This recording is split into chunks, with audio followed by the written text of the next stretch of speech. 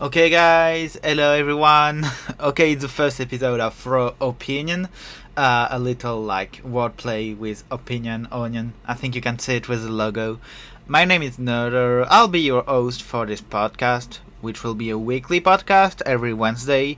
Same hour, for me it's 2 p.m. CEST, because I'm French. But for you, it will depend on your time zone and a lot of things. If you want to download the podcast, you perfectly can. It's completely okay with me. So yeah, I'm here to introduce myself, to make this first podcast, and especially to talk about some subjects that I really like.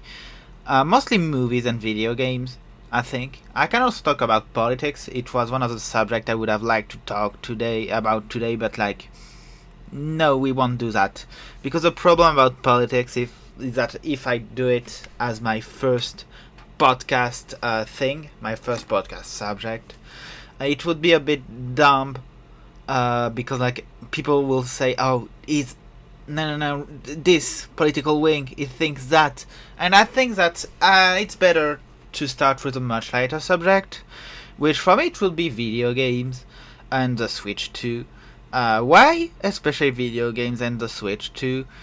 Because I'm actually a big Nintendo fan, and I planned on buying the Switch 2 before we got the price reveal. Because I'm a broke bitch. Again, if you want to support me, I have a Twitch channel and I accept donations there. I stream 2 times a week. So I really hope that it will be an interesting conversation for you guys. Some people told me I have a pretty good voice to listen to. Even though I don't think so, I'm not a big fan of my own voice. But if you don't like it, it's not a problem. There are a ton of podcasts you can listen to. There's no problem with that. So we will start today about the Switch 2. What do I think about the Switch 2? I think it's an interesting console, but it's definitely overpriced. I think that a lot of people talked about it better than I can, because again, I have a little salary. I'm basically poor because I can't have a full time, not due to medical reason, but because no one wants to recruit me for a full time right now. So I'm doing part time jobs. And it doesn't pay a lot. It pays under minimum wage, monthly minimum wage that most people get with a full time. In France, minimum wage it is approximately 1,400 euros. I get 300 per month, which is not a lot. Often less because I do a lot of after work hours. So yeah, it's not that great for me, and I can't do as much as I would like to, but no problem. It could have been worse, not gonna lie. But I've seen the Switch 2 announcement, and I have the money currently to buy it. If I wanted to, I could go to the French equivalent of GameStop and just tell yeah, I want a Nintendo Switch 2 with Mario Kart World. But why don't I do that? Mostly because of the price. For me, the console is far overpriced. I don't have $500 to put in one single system. I think that people who bought the PS5 at that price are complete dumbasses, because the problem with these prices is that you don't have a PC. I can perfectly understand that a PC is expensive, and even I think it's too much, because graphic cards who are at $3,000, I can't. It's too fucking expensive.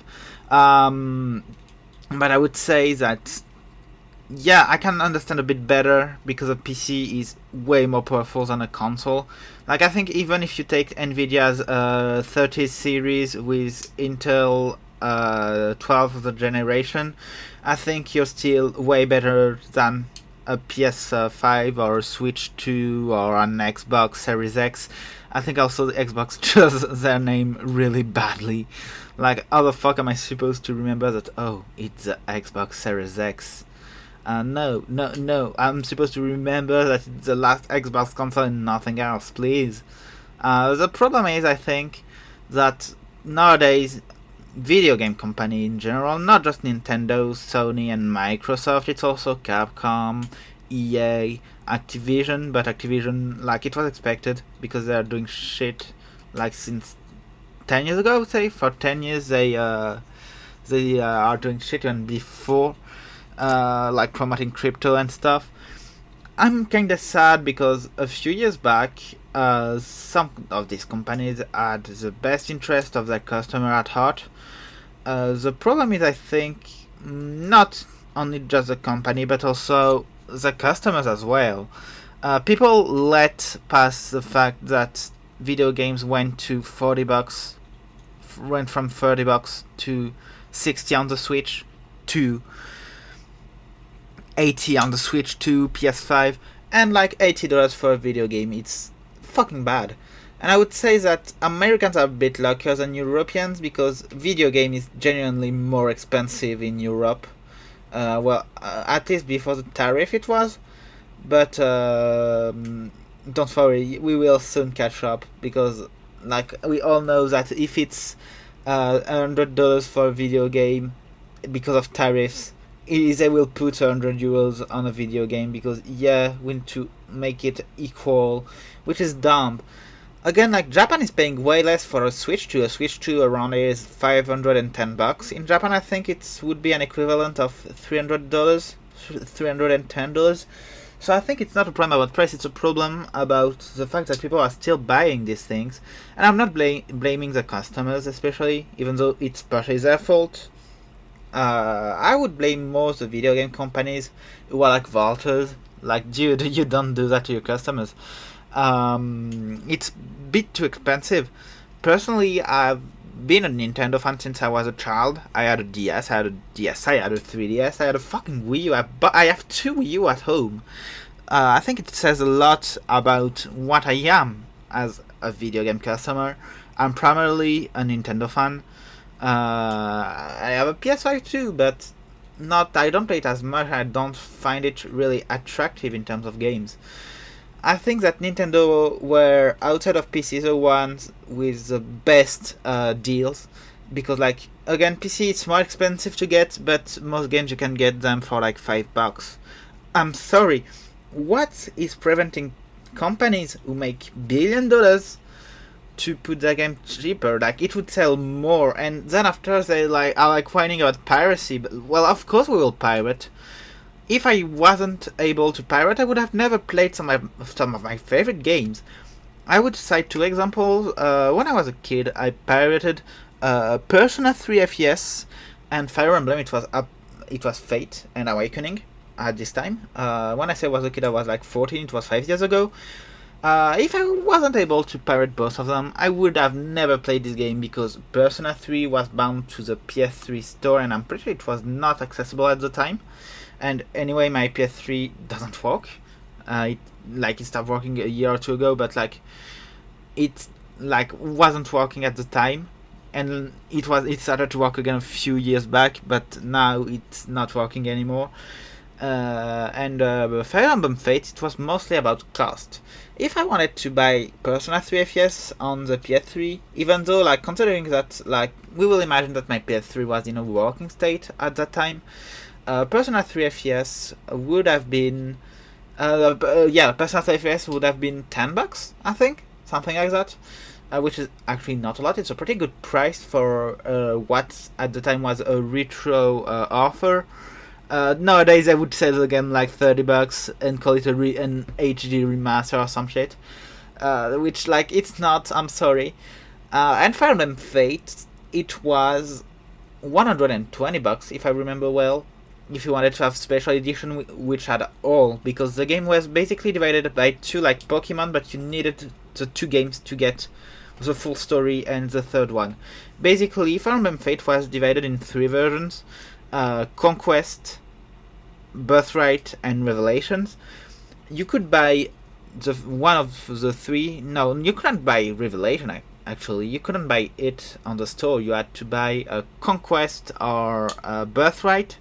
Then once you had one of the two, you could buy DLCs, and the DLCs unlocked part of the games, so you could play Birthright and Revelation, which I find a bit shady because when the store closed, it effectively made the DLCs unobtainable, the full game unobtainable, and now you need the special edition, and the special edition is expensive as fuck for a 3DS game. It's absolutely not worth it, and already at the time it was not worth it, because you had, in addition to that, you had to buy a shit ton of DLCs. You had to buy the child DLC, which is the true ending, where basically the child of the protagonist go fight God. You had to buy some other story DLCs. You have even a fan service DLC. The game was like full of DLCs, and I won't comment Fate for its scenario, because even though it's my favorite in the franchise, not only for the maps but also because I love the characters, I think the scenario wasn't good. From an objective point of view, scenario wasn't good, and a big problem of the game it was that it was poorly localized outside of Japan, which is a big problem. We don't talk enough about when games are poorly localized.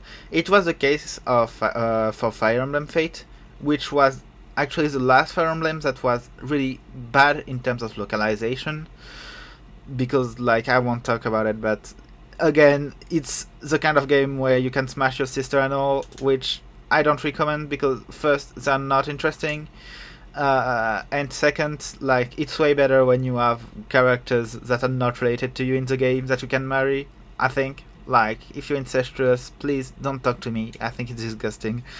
Even video games, I think it's pretty disgusting. Except, like, if it serves a narrative scenario and it's shown in the bad light. But right there, it wasn't really, and the game suffered from a lot of problems in general. I would say that Awakening, that released before this one, was better in all aspects when you like see it from afar. And like, people are saying that piracy is bad because we lose money on games. First, if you pirate a game from like 10 years ago, no one lose money. Literally. We lose money a person that want to sell the game on eBay, and even though like you wouldn't have bought the game anyway, so no one lose money. Even on recent game. If you don't have the means to pay the game, you wouldn't buy it. So like, pirating it is actually pretty positive, because you're doing advertisement for the game.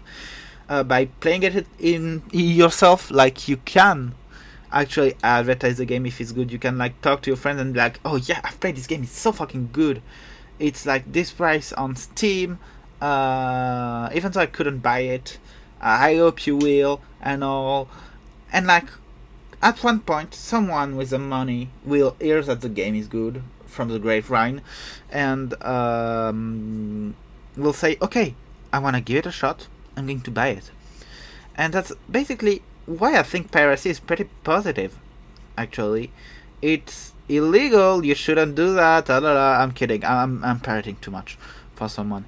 But I think that piracy is not bad, because, again, no one loses money in the story. It's not stealing. Yes, you're seeing a piece of art, you're experiencing a piece of art illegally, because you didn't have the means, but no one loses money. It's not like, I don't know. The best comparison I have is that piracy is like watching the Joconde on Google. Like, you're not seeing the true piece of art. You're not paying Le Louvre to see it. But I think that still, you can appreciate the masterpiece. You can appreciate the art. And I think that piracy is a bit like that. You didn't pay your ticket to like play, I don't know which game is trending and is paid and has a high piracy rate. I don't know, Schedule 1 I think it is. It was popular a month ago. The last Assassin's Creed. Like, yeah, you didn't pay the ticket, but you still experience the masterpiece, and you can talk about it if you like the game. And also, it's money saver if you didn't like it. Because, yeah, the song I pirated, I was like, okay, it's bad. I will never buy the game. Like, I will uninstall and never play it again. And that's why I think piracy is positive. It both serves as a demo, which is pretty rare nowadays. Like, do you know a lot of games who have demos on PS5, PC, Switch 2 even? Not a lot. Most games nowadays mostly just have the full version. 3 shitty traders, and they tell you, yeah, buy it, it's good, you can buy it, we will like it. But like, I think it's a general problem of the industry to consider pirating as bad. Piracy never was bad. Piracy never harmed anyone, and when you end up really liking the game, most of the time you will buy it full version. I remember a game I pirated a lot was Stardew Valley. I remember at the time I bought the game on Steam, like 2 years after starting my first playthrough of it, and I was like, oh yeah, finally I can support them because I had money at this time. I had $15 finally. Because yeah, some people are saying yeah, it's $60, it's $80, it's $16. Some of us doesn't have $16 to spend because like we are poor, we don't especially have money, and I can perfectly understand that someone with money couldn't understand that. But at least try to like see from our point of view. Some of us make so little and have other expenses. Like some people doesn't have any money left at the end of the month, like maybe $1 or $2, and they want to like relax. They want to watch movies. They want to play video games. They want to, I don't know, do whatever they want. If you don't have the money, of course you will not buy it legally because you cannot. And like by experiencing it through pirating, I think it's a good thing. Pirating that Nintendo is actively fighting when it's actually harming them. Like, sorry, I would have bought the Switch too if it weren't for the, yeah, we will brick your console if we detect that you're pirating, you filthy poor person, you filthy bitch, because, like, yeah, it's a bit deterrent. Like, I would have bought the console for $500 with a game, with Mario Kart. Just say, okay, support. And just waiting for, like, a homebrew release, then, like, pirate every games I want to try, and the games I like, I would have bought them eventually. Like even Fire Emblem, I never bought Fate or Awakening or Shadow of Valentia, but I bought 3 LCs, 3 LCs DLC, and I got Engaged day one. I bought myself Engaged day one when it released, which was good. Like I'm literally contributing to your game's success because I pirated the previous one. Why is that so hard to understand for people in video games industries? That pirating is not bad. It's the same for movie industries, but it's an all different debate. And I would like someone who is against piracy to like discuss this subject. If there's anyone, I have a Twitter at NoOther3. You can contact me there. But I think that being pro piracy is not a bad thing. Actually, it helps people to discover things that wouldn't have experienced. And it's a problem when the Switch literally has game at $90. If I remember well, it's Mario Kart World, who is $90 physical, 80 digital, 40 if you take the pack with the Switch too. Which it makes no sense. Like, please make it make sense. Like, why would I buy the game physically if I can have it for cheaper on the store? Because physically I know the game basically belongs to me. Like, I can resell it right there. I have it. Wait, which one is it? Oh my god, it's a bad game I love. One of the rare Wii U games that was never ported to the Switch is Animal Crossing Amiibo Festival, and I bought the game at the time. Nowadays, I bought it full price, so it was $50 because it had 2 amiibos in it. Nowadays, it's resells for like 15, the full pack with the 2 amiibos. So yeah, really quick thing, if you want 2 Animal Crossing amiibos, buy Animal Crossing Amiibo Festival. It's really fucking cheap. But at least I have the game, I have the copy of the game, I have the disc, I have the cartridge for some Switch games. Like I have Paper Mario on the Switch, not the Thousand Year Door. I think it's Origami King. I have it also physical. If tomorrow I think the game is shit and I want to sell it, I can. Like, I perfectly can. And Nintendo doesn't understand that. Like, if you want to make digital game cheaper. Okay, make it $50. Make it $50 and like digital $50, physical 60. Literally, it would be better for everyone. You still get the same amount of money. More people can buy your game digitally. It would make it more interesting. Because like the only game I went out of my way to buy digitally was Smash Bros Ultimate, because I didn't want to get the struggle for to have like the Piranha Plant DLC for it, which was free if you like pre-ordered the game. And like I was like, okay, I will pre-order digitally because it's like dumb to do it physically.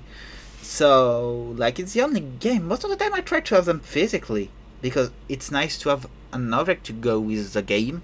It's nice to have something that you can resell in some scenarios. I think it's a problem nowadays that also physical media become rarer and rarer. Like it's hard to get some games I really want physically, but it's another debate for another day again. But in the end, I think that customers need to be aware that they're like making game industry worst. I won't blame you if you bought a Switch 2. I perfectly understand why. You want to have fun, you want to play the last Mario Kart, it's totally human. If I had the money, I'm pretty sure, like, when I say if I had the money, it's like if I was comfortable enough to be able to buy the Nintendo Switch 2 with a couple of games, I would have. Clearly, I would have. I'm not gonna lie, I would have. It's basically because I'm a broke bitch that I didn't buy it. But I know it's a bad thing to buy it, because you're basically sending a message to the developers, to the console makers, that yeah, they can basically price their consoles however they want. The Switch 2, like, I know it will not be named the Switch 2 podcast. It will be named Why Are Video Games Prices Raising? It's basically a message people send.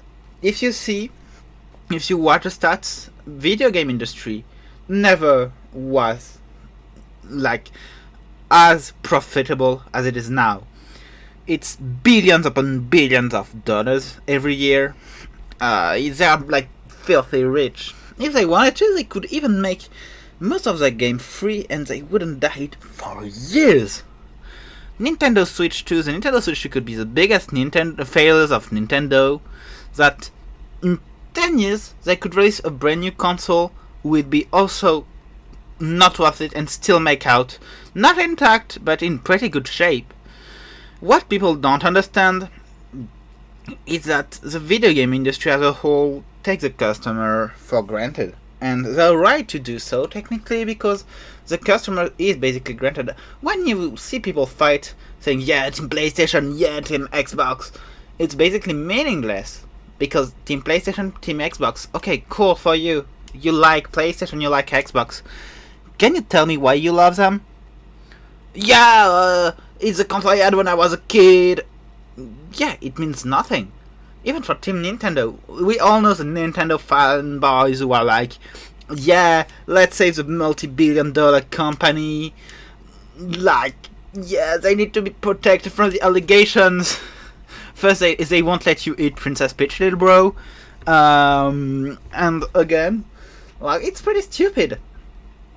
Because the multi-billion-dollar company doesn't need you. Sony doesn't need you to defend the PS5 prices, even though it's not defendable. Xbox do not need you to defend them because they make shitty consoles. Basically, I remember that when the Series X released, there were like some technical issues, but it's also the case with PlayStation. The multi-billion-dollar company doesn't need you to protect them. But you still do. Why do you do that? Real question. Why do you do that? I think it's partially because they did the marketing very well, and that nowadays being fan of a company matter more than is a company fucking me in the ass. Because the answer to that will always be yes, the company is fucking you in the ass and you're taking it like a little good boy or a little good girl. The question will be more, is it really worth it? Is it really worth it to spend your time on Twitter? Like, I say that when I spend an unhealthy amount of time on Twitter too, but It's really healthy for you to be on Twitter to defend a game company. No, it is not. You have better things to do, like getting some bitches. But we still do that, even though I do. Not on Nintendo, not on Sony anymore, but I will defend. I know that I'm a dumbass and I will defend Atlas, even though their DLC prices, their DLC practices are not customer friendly. They are clearly there for the money and nothing else. It's like a bad thing, actually. It's a really bad thing that people notice that when you are their fan, but I think it's pretty obvious that people have to be clear, and I'll be clear. I'm defending Atlas because I'm a dumb fanboy. You're defending Nintendo, Sony, and Xbox because you are a dumb fanboy. I think that for a more healthy video game market, we should all not especially boycott, but at least point when it's unreasonable, and especially encourage people to pirate when they don't have the means to buy the game. If you have the means to buy the game, yeah, buy it. Buy it. It's technically better for both you and the industry. You, because you don't have a lot of chances to get a virus and all. Plus, like, your game will be on your Steam library, or you have a cartridge for the Switch 2 or something. Even though, like, nowadays, another thing that I find dumb, cartridges for the Switch 2 doesn't have the game in it. It's just a key, which is fucking dumb, actually.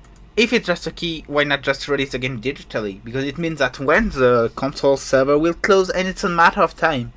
It may be in 10 years, it may be in 15 years, it may be in 100 years. Even though I would lean more to 15 years. In 15 years from now, when the Nintendo Switch 2 servers will close, what will be the utility of the cartridge? Nothing, it will just be pollution. It will just be like plastic pollution. It's also dumb, because buying a keycard like that, yeah, buy the game digitally. Like, I think it's Bravely Default Remake will have that. I'm not sure, but I think it is. Like, just buy the game digitally. It will be more worth it to you, because even though you can, in theory, sell the game key, yeah, it has an expiration date on it. Buy it digitally. It's better for everyone at this point. Like, you should think, is it really worth it for me as a customer to do that? I see the Switch 2, it's not. Like, I will finance, and I'm gonna be really clear, the money I earn from streaming and from donations are going to go into my PC, because I need a better PC, then into my saving account, because I want to be a billionaire. No, I'm joking, I want to be comfortable with money, but money is not the end goal. But, like, I will finance myself a new PC, and I know that it's only a matter of, like, 1 or 2 years until the Switch 2 will be emulation compatible, and when that day come, well, fuck you, Nintendo. I will just have my Switch 2 collection on an SSD on my PC, and you can't do anything against that. Like, really, you can't do anything against that, Nintendo, because I'm a broke bitch, first. Second, like, just make your prices better. If your console were cheaper, I think that more people would buy them. If your games were cheaper, I think that more people would buy them. What is preventing you guys to go back to the $40 games? And do not talk to me about inflations. Inflations do not influence that much the game prices, especially when they earn so much money. They're not an indie dev studio. They know their game will succeed, even though it's shit. I've just seen, like, fucking Pikmin 4 on the Switch 2. They don't care about getting a game a follow-up, like, to be sure it's working on a retro-compatible console. No, they do not care about that. They do not care about you. So why would you care about them if they do not care about you? It's a real thing. If Nintendo do not care about you, you shouldn't care about them. It's that simple. And on those wise words, I'm going to say, everyone, goodbye. I wish you a great day, a great night. I hope this first episode wasn't that bad. I know it was. Maybe it was interesting for some. For me, it was cringe-worthy. But yeah, I'm not good. I'm sorry. I'll try to be better in the future. Love you all. Have a great day, a great night. You can follow me on Twitch, Kick, YouTube, everywhere. I have almost every platform, even though I'm most active on Twitch, Twitter, and YouTube. And goodbye, everyone.